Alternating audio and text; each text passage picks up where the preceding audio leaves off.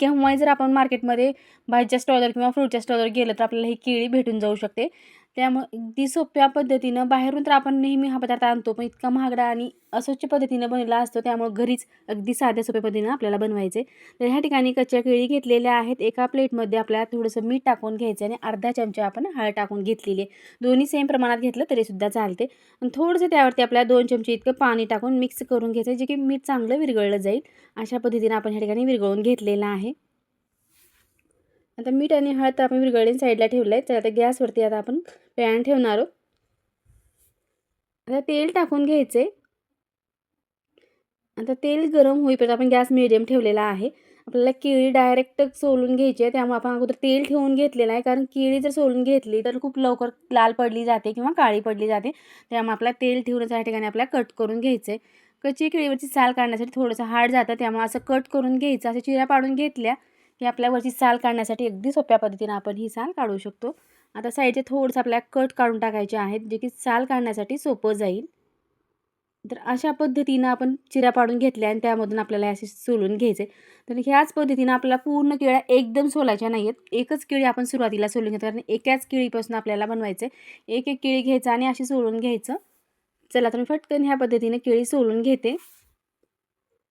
आता एक एक करून आपण अशी साल पूर्ण काढून घेणार आहे.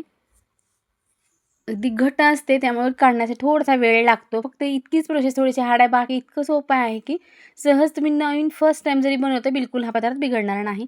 तेल छान गरम झालेलं आहे. अशी चिप्स करण्याची जी आपली खिसणी असते, जी आपण वेफर्स नेहमी उन्हाळ्यामध्ये बनवतो, तीच खिसणी ह्या ठिकाणी आपण घेतलेली आहे. तर अशा पद्धतीनं आपल्याला तेलामध्ये डायरेक्ट अशी चिप्स करून टाकायचे आहेत, की आपण खाली जर करून घेतलं तर ते एकमेकाला चिटकले जातील आणि लाल पडले जातील. त्यामुळे आपल्याला डायरेक्ट तेलात टाकायचे, जे की परफेक्ट मार्केटमधून जशी आपण चिप्स आणतो केळीचे त्याच पद्धतीचे हे चिप्स बनवून छान तयार होतात. अगदी कुरकुरीत आणि खाण्यासाठी सुद्धा खमंग आहेत. तळते वेळेस गॅसची फ्लेम आपल्याला एकदम फुल करायची नाही किंवा एकदम लहानही नाही, मीडियम ठेवून आपण हे तळून घेऊ.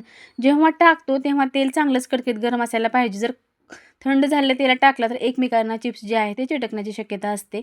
थोडंसं तळले की त्यानंतर आपल्याला हे टाकायचं आहे. आपण जे हळद आणि मिठाचं पाणी केलं आहे ते फक्त अर्धा चमचा इतकं आपण टाकून देणार, जास्तीचं पण टाकायचं नाही. मिठाचं पाणी टाकल्यानंतर थोडंसं आवाज येतो आणि तुडतुड उडतं, त्यामुळं घाबरायचं नाही. जास्त वेळ उडत नाही. 1 सेकंदापुरतं ते उडतं आणि नंतर लगेच बंद होतं आणि मिठाची चव जी आहे ती चांगली चिप्सला लागली जाते. ह्या ठिकाणी चिप्स अगदी छान कुरकुरीत तळलेले आहेत. आता आपण ते बाहेर काढून घेणार आहोत. पाहिलं ना, अगदी 1 मिनिटामध्ये एक बॅच आपली तयार झाली. एका केळ्यापासून भरपूर अशा आपण एक पॉकेट जर विकत आणत असतो, तेव्हा पॉकेटमध्ये एकाच केळ्याची चिप्स इतकी बसतात. इतकी सोपी पद्धत आणि खूप क्वांटिटीमध्ये घरी जे आहे ते आपण बनवू शकतो. आता ह्या ठिकाणी दुसरी बॅचसुद्धा मी त्याच पद्धतीनं किंवा तुम्हाला उभे लांबट आकारामध्ये जर चिप्स हवे असतील तर तुम्ही तसेसुद्धा टाकू शकता. आता ह्या ठिकाणी दुसरी बॅचसुद्धा आपण तशीच टाकून दिलेली आहे. सेम त्याच पद्धतीनं ही सुद्धा बॅच आपल्याला तळून घ्यायचं आहे. चला तर तुम्ही हा व्हिडिओ कुठल्या भागातून पाहतात ते सुद्धा नक्की कमेंट करून सांगा. मलाही कळेल की माझा व्हिडिओ कुठल्या भागापर्यंत पोहोचत आहे ते. आता ह्या ठिकाणी एक साईड आपली तळून झाली आहे, दुसऱ्या साईडला सुद्धा असंच मिक्स करत आपल्याला तळून घ्यायचं आहे. नेहमी आपण प्रवासामध्ये किंवा कुठेही जर गेलो तर आपण बाहेरचे पॉकेट घेऊन खातोच. पण जर घरी असे पॉकेट जर तुम्ही तयार केलात किंवा मुलांना करून दिलात तर बनवून ठेवला तर मुलांनासुद्धा खूप आवडतील किंवा शॉर्ट टिफिनसाठी तुम्ही थोडे-थोडे टाकूनसुद्धा देऊ शकता. अगदी छान पर्याय आहे.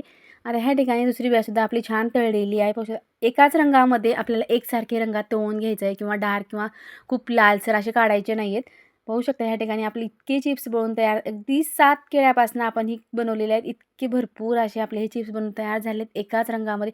कुरकुरीत आवाजावरून तुम्हाला सुद्धा लक्षात येणार आहेत की हे चिप्स किती कुरकुरीत झालेत आणि किती खाण्यासाठी सुद्धा अगदी छान टेस्टी झालेले आहेत. एकदा नक्की ट्राय करून पहा. केल्यानंतर तुम्हाला सुद्धा विश्वास बसणार नाही की आपण घरीसुद्धा असे चिप्स बनवू शकतो इतक्या सोप्या पद्धतीनं आणि बिलकुल कमी साहित्यामध्ये फक्त एकाच वस्तूपासून आपण बनवलेले आहे. जास्त आपल्याला ह्यासाठी पसारा मांडण्याची गरज नाही. आता ह्यावर तुम्ही थोडासा चाट मसाला टाकलेला आहे, थोडंसं लाल तिखट टाकलेलं आहे. तुम्हाला जर खूप स्पायसी हवं असेल तर तुम्ही भरपूर ह्यावरती मसालेसुद्धा टाकू शकता. पण ह्यावरती मी जास्तीचे मसाले टाकलेले नाहीत, कारण असंच नमकीन चिप्स खूप छान लागतात. त्यामुळे जास्त मसाल्याचा ह्या ठिकाणी मी वापर केलेला नाही, असंच ठेवणार आहे. आता ह्या ठिकाणी एखादा कंटेनर घ्यायचा, एखाद्या डब्यामध्ये पॅक हवाबंद जर ठेवलं तर आरामात 1 महिना करता ह्या चिप्सला काहीच होत नाही. 1 महिना तर काय 2 दिवससुद्धा हे चिप्स बिलकुल राहणार आहेत. 100% गॅरंटी आहे. कारण इतके छान होतात की सर्वांनाच आवडतात. ते बिलकुल शिल्लक राहणार नाहीत. तुम्हाला तोडूनसुद्धा दाखवलेलं आहे की किती कुरकुरीत ही चिप्स बनवून तयार झालेत. अगदी छान चुरासुद्धा होत आहे. आवाजावरून तुम्हाला लक्षात आलं असेल की चिप्स जे आहेत ते किती कुरकुरीत झालेले आहेत. आता हे या ठिकाणी एका कंटेनरमध्ये मी हे ठेवलेले बाकीचे शिल्लक जे आहेत ते खाण्यासाठी वरतीच ठेवले आहेत आणि असं हवाबंद ठेवल्यामुळं बिलकुल हवा लागणार नाही. तर तुम्हाला हे चिप्स कसे वाटले नक्की कमेंट करून सांगा. व्हिडिओ पाहिल्याबद्दल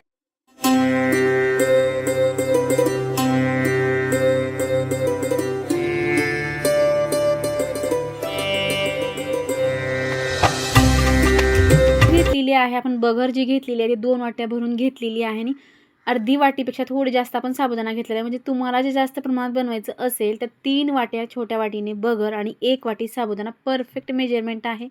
नेहमी तुम्ही साबुदाणा तळलेले पदार्थ वडे खाऊन जर बोर झाला असेल तर हा पदार्थ तुम्ही नक्की ट्राय करा. इतका सोपा आहे आणि इतका परफेक्ट आहे, बिलकुल बिघडणार नाही. फर्स्ट टाईम जरी बनवला तर बिघडणार नाही. बिलकुल तेलाचा वापर नाही.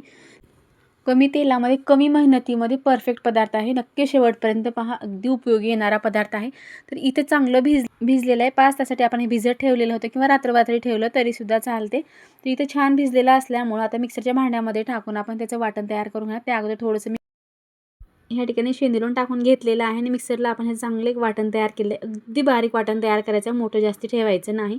तर इथे तुम्ही पाहू शकता अगदी छान बॅटर तयार झालेलं आहे.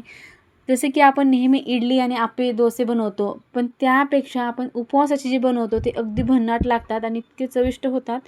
तर पीठ तर आपण तयार करून साईडला, त्यासोबत खाण्यासाठी आपल्याला चटणी बनवायचं आहे. इथे मी शेंगदाणे घेतले, ते थोडंसं आपल्याला हलके भाजून घ्यायचं आहे. तर ह्या ठिकाणी आपले शेंगदाणे तर भाजून झालेले आहेत. ते थोडं थंड होण्यासाठी आता मी सुपामध्ये टाकून ठेवणार आहे. एक 5 मिनिटाकरता थंड होतील. थंड झाल्यानंतर आता हे मिक्सरला वाटून घ्यायचं आहे. तर आता ह्या ठिकाणी थंड झाले, मिक्सरच्या भांड्यात टाकून घेतलेलं, त्याचं आपल्या शेंगदाण्याचं कूट बनवून घ्यायचं आहे. तर इथं आपल्या शेंगदाण्याचं कूट तयार झालेलं आहे, ते सुद्धा आता आपल्याला साईडला ठेवायचं आहे. तर इथं घेतलेलं आहे आता मिक्सरचं भांडं, त्यामध्ये आपल्या 4 ते 5 चमचे इतकं दही टाकून घ्यायचं आहे. तिथं ताजं आपण दही घेतलेलं आहे, त्यामध्ये आपल्याला आता जे आपण शेंगदाण्याचं कूट केलं आहे ते 2 चमचे टाकून घेतलेलं आहे. थोडीशी कोथिंबीर खात असेल तर घाला. तर ह्या ठिकाणी कोथिंबीर घेतलेली, हिरव्या मिरच्या घेतलेल्या आहेत, थोडेसे जिरे घेतलेले आहेत कारण थोड्याच क्वांटिटीमध्ये बनवणार आहे. तर इथं आपण उपवासाचं मीठ टाकलेलं आहे आणि थोडंसं पाणी टाकून आपण हे मिक्सरला आता ह्याचं वाटण तयार केलेलं आहे. तर इथं चटणी आपली छान तयार झालेली आहे. कुठल्याही पदार्थासोबत खाण्यासाठी ही चटणी जमते. तर इथं आपण जे पीठ मिक्सरला काढून ठेवलेलं आहे अगदी छान मस्त भिजलेलं आहे आणि परफेक्ट पीठ आहे. चला आप्पे पात्र आता गॅसवरती ठेवलं आहे. थोडंसं आपल्याला सुरुवातीला तेल टाकून घ्यायचं आहे. तर इथं आपलं तेल टाकून आता झालेलं आहे. तर पूर्ण पात्रामध्ये तेल टाकून घेतलं आहे. तेल टाकल्यानंतर 1 चमचा भरून आपण ह्या ठिकाणी जे पीठ तयार केले ते पीठ आता पूर्ण पात्रामध्ये टाकून द्यायचं आहे. तर पाहू शकता नेहमीप्रमाणे आपण पूर्ण पीठ टाकून दिलेलं आहे. 1-2 मिनटासाठी आपल्याला झाकण ठेवायचं, चांगले वाफरले जातील, फुगले जातील आणि छान आपले आप्पे तयार होतील. तर ह्या ठिकाणी एका साईडला आप्पे आपले तयार झालेले आहेत. चला तर प्लेट काढायचे आहे आता.